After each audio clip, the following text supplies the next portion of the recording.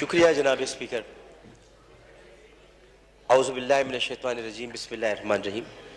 وَلَنَبْلُوَنَّكُمْ بِشَيْءٍ مِّنَ الْخَوْفِ وَالْجُوعِ وَنَقْصٍ مِّنَ الْأَمْوَالِ وَالْأَنفُسِ وَالثَّمَرَاتِ وَبَشِّرِ الصَّابِرِينَ الَّذِينَ إِذَا أَصَابَتْهُمْ مُصِيبَةٌ قَالُوا إِنَّ لِلَّهِ وَإِنَّا إِلَيْهِ راجعون أُولَٰئِكَ عَلَيْهِمْ صَلَوَاتٌ مِّن رَّبِّهِمْ وَرَحْمَةٌ وَأُولَٰئِكَ هُمُ الْمُهْتَدُونَ. صدق اللہ العظیم. میں آپ کا بہت شکر گزار ہوں کہ آپ نے مجھے بولنے کا موقع عنایت فرمایا. جناب اسپیکر، میں اسمبلی میں بہت کم بولتا ہوں. اس کی وجہ یہ ہے کہ میں کچھ معاملات ایسے ہیں جن کو سیاسی امور نہیں سمجھتا. اسمبلی میں ہم سب تقسیم ہیں. ہم اس لیے تقسیم ہے کہ ہمیں تقسیمی بنیادوں پر تقسیم کیا جاتا ہے. ہم اس لیے تقسیم ہے کہ اگر ہم تقسیمی بنیادوں پر تقسیم نہیں ہوں گے تو ہم تقسیم ہند کی عزت نہیں رکھ سکیں گے. اس لیے ہمیں اس بنیاد پہ تقسیم کیا جاتا ہے کہ ہم تقسیم ہو کر آئے ہیں، لہٰذا تقسیم ہو کر اپنے اپنے جذبات اور اپنی اپنی کیفیات کا اظہار کریں اپنی اپنی پارٹی پالیسی کے مطابق. اسمبلی ہم سب کے لیے بولنے کے لیے اس لیے بھی ضروری ہے کہ ہم سب ان جگہوں سے منتخب ہو کر آئے جہاں کے لوگوں نے ہمیں اپنا درد سنانے کے لیے بھیجا. میں آپ سے آج اس لیے بولنے کی اجازت مانگ رہا تھا کہ بہت گفتگو ہو رہی ہے اور ظاہر ہے کہ اس وقت پورا پاکستان ایک بچی، ایک خاتون اور خواتین اور ان سب کی عزت پر دل گرفتہ ہے، پشیماں ہے، افسردہ ہے اور بہت تکلیف میں. میں بھی کہتا ہوں کہ عرش والے میری توقیر سلامت رکھنا، فرش کے سارے خداؤں سے الجھ بیٹھا. میں صرف اتنا بتانا چاہتا ہوں کہ بہت پہلے کی بات ہے، اب وہاں پر جبل عمر ہے اور جبل عمر پر وہاں اب ایک ہوٹل تعمیر ہو رہا ہے، سعودی عرب کا وہ علاقہ ہے. ایک آدمی رسول کریم صلی اللہ علیہ وآلہ وسلم کے پاس آیا اور اس نے آ کر کہا کہ یا رسول اللہ مجھ سے بہت بڑا گناہ ہو گیا. تو آپ نے فرمایا کب ہوا؟ نے کہا اسلام لانے سے قبل ہوا. آپ نے فرمایا کہ ٹھیک ہے، اب تم اسلام لے آئے ہو، تمہارے سارے گناہ اللہ نے معاف کر دی. اس نے کہا آپ میری بات سن لیجئے رسول اللہ، میں آپ سے بات کرنا چاہتا ہوں، اپنے دل کا بوجھ ہلکا کرنا چاہتا ہوں. آپ نے کہا کہو تم کیا کہنا چاہتے ہو؟ اس نے کہا یا رسول اللہ میری ایک بچی تھی اور میں اس بچی کو جب وہ 5 سال کی ہوئی تو میں اس بچی کو کہا میں چلو تمہیں جنگل لے کے چلتا ہوں، اور میں اس کو لے کر چلا. جناب اسپیکر توجہ چاہوں گا، میں اس کو جنگل لے کر چلا. اب میں اس لیے لے کر چلا کیونکہ میری عزت پر حرف آ رہا تھا کہ میرے گھر بچی کیوں پیدا ہوئی. نبی کریم بہت غور سے سن رہے تھے. صحیح بخاری اور صحیح مسلم میں اس حدیث کو بیان کیا، ترمذی شریف میں بہت تفصیل کے ساتھ. تو انہوں نے بہت توجہ سے سنا اور کہنے لگا میں جنگل میں لے کے گیا. پھر میں نے ایک گڑھا کھودا. گڑھا کھودنے کے بعد میں نے بچی سے کہا اس میں لیٹ جاؤ. اچھا جب میں گڑھا کھود رہا تھا تو یا رسول اللہ مجھے ایک بات یاد آئی کہ وہ کھودتے کھودتے مجھے پسینہ آنے لگا، تو اس نے اپنے چھوٹی سی چادر سے میرا پسینہ بھی صاف کیا. اور اس کے بعد میں نے اس بچی کو گڑھے میں ڈال دیا اور پھر میں نے مٹی ڈالی. تو عربی میں اس نے مجھ سے کہا، ترجمہ آپ کے سامنے پیش کر رہا ہوں، بابا میں مر جاؤں گی بابا. اور میں نے اس کو مار دیا. بہت دیر تک خاموشی حجر رسول میں رہی. اس نے دیکھا تو رسول کریم صلی اللہ علیہ وسلم رو رہے تھے. خاتم النبیین، سید المرسلین، شفیع المذنبین، انیس الغریبین، رحمت للعالمین، راحت العاشقین، مراد المشتاقین، شمس العارفین، سراج السالکین، مصباح المقربین، محب الفقراء والغرباء والیتام والمساکین. ہمیں سکھاتے ہو، ہم تو ختم نبوت کے محافظ، ہمیں سکھاتے ہو.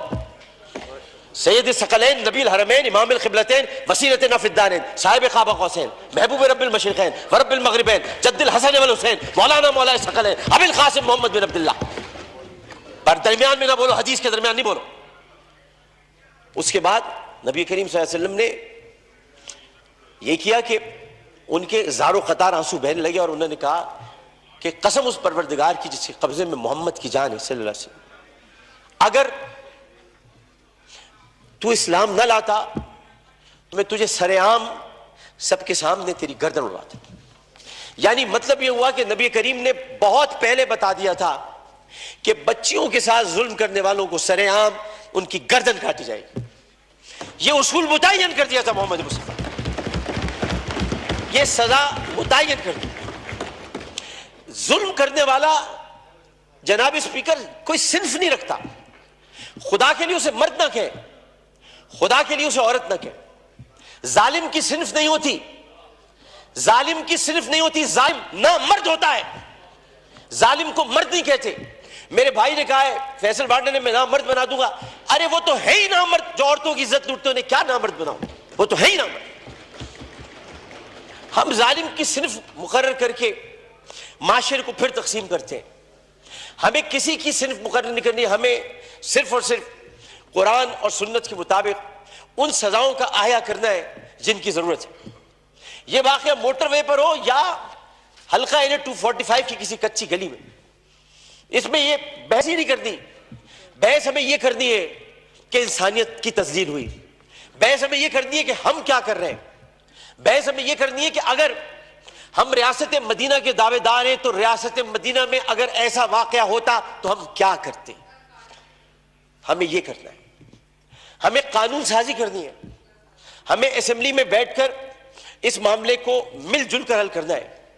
میں کسی کا بھی یہاں زیادہ وقت لینا نہیں چاہتا. میں بہت دل گرفتہ ہوں کیونکہ اس بچی کے گھر میں کوئی کمانے والا نہیں ہے. بنیر سے آئے ہوئے پختون گھرانہ تھا, پٹھان گھرانہ بیچارہ, جو وہاں کما رہے تھے. عمر صادق اس کا والد. بہت پیاری سی معصوم سی بچی تھی. ہر بچی معصوم ہوتی ہے, پیاری ہوتی ہے, لیکن جناب اس میں سوچیے ایک پختون فیملی کی بچی جو بڑے غیور ہوتے ہیں. میں اپنے تمام پختون بھائیوں سے کہتا ہوں, میں ان سے بڑی محبت کرتا ہوں. غیور قوم ہے, ایک عزت دار قوم ہے, جو آتے بھی ہیں عزت سے کمانے کے لیے, عزت سے جینے کے لیے. چاہے ان کے ساتھ خیبر پختونخوا میں ظلم ہو, چاہے کسی بھی حصے میں ہو, اور کسی بھی قوم کے ساتھ ہو. پاکستان کا ہر قومی رکھنے والا فرد میرا پاکستانی بھائی ہے. اور میں یہ کہتا ہوں کہ وہ بچی ایک دن جب اس کمرے میں رات بھر اس کو بند کر کے رکھا گیا ہوگا اور پھر اس کو درندگی کے ساتھ اس کی عصمت دری کرنے کے بعد اس کو جب زندہ جلایا ہوگا تو کتنی تکلیف ہوئی ہوگی اس معصوم سی بچی مروہ کو. جبکہ قرآن کہتا ہے ان الصفا والمروہ من شعائر اللہ. جب اللہ نے دو پہاڑوں کو مروہ اور صفا کو عزت دے دی تو پھر ان کی عزت کیوں نہ اتاری جائے جنہوں نے پہاڑوں کے نام پر عزت دینے والے پروردگار کی پیدا کی ہوئی مروہ کو بے عزتی کے ساتھ اس کی عصمت دری کی. ان کی عزت کیوں نہ اچھالی جائے, ان کی گردن کیوں نہ کاٹی جائے, ان کو سر عام پھانسی کیوں نہ دی جائے. جناب اسپیکر, میں آپ سے صرف یہ بات کہنا چاہتا ہوں. میں شکریہ ادا کرتا ہوں اپوزیشن بینچز کا بھی, میں شکریہ ادا کرتا ہوں اپنی پارٹی کا بھی, میں سب کا شکریہ ادا کرتا ہوں کہ جو اس وقت اس درد کو سمجھ رہے ہیں, جو درد کو سمجھ کر بات کر رہے ہیں, اور جو نہیں چاہتے کہ اس وقت سیاست ہو. ہم میں سے کوئی نہیں چاہتا. اور جو ان باتوں پر سیاست کرے گا معذرت کے ساتھ, پھر وہ سیاست کر رہا ہے, عبادت نہیں کر رہا. وہ عبادت نہیں کر رہا. یہ اس وقت عبادت کا مرحلہ ہے, اور عبادت صرف 5 وقت پروردگار کے سامنے سر جھکانے کا نام نہیں ہے. عبادت ظالم و جابر حاکم کے سامنے کلمہ حق کہنا بھی ہے, اور عبادت اپنی جگہ پر رہتے ہوئے جب اللہ تعالیٰ نے قوت گویائی عطا کی ہے اور 5 سوالات جب حشر میں کیے جائیں گے, کہاں سے کمایا تھا, کیسے کمایا تھا, جوانی کہاں گزاری, بولنے کا علم دیا تو بولے کہ نہیں بولے, ما کنت تقول فی ھذا الرجل, اس رسول کے بارے میں تمہارا کیا خیال ہے, کیا جانتے ہو, اس وقت ہماری زبانیں گم ہو کر نہ رہ جائیں. اس لیے ہمیں اپنی اپنی جگہ پر رہتے ہوئے اس کو عبادت سمجھ کر اپنا حق ادا کرنا ہے. میں اتنا کہنا چاہوں گا آخر میں, جناب اسپیکر, میں اس ایوان سے ہاتھ جوڑ کر مطالبہ کرتا ہوں, بحیثیت ان کا ساتھی, بحیثیت رکن قومی اسمبلی, انہی کا ساتھی, انہی کا بھائی ہوں, اپنی بہنوں کا بھائی ہوں, اپنے جو ہمارے اپوزیشن والے ان کی بہنوں کا بھائی ہوں. صرف اتنا کہنا چاہتا ہوں کہ اس اسمبلی میں ہم پتہ نہیں کب رہے, کب تک رہے, کیا رہے, ہمیں نہیں پتا, لیکن ہم جتنے دن بھی رہے یہ اسمبلی ایک تاریخ بن جائے کہ ہم نے, یہ اسمبلی نے قرارداد منظور کی تھی اور بل بنایا تھا کہ بچیوں کو میں ہر قتل کی بات ہے, بچیوں کی عصمت دری کرنے والوں کو سر عام سزائے موت دی جائے. شکریہ جناب. جی خواجہ صاحب, میں تھوڑا مفتی شکور کو دے دوں.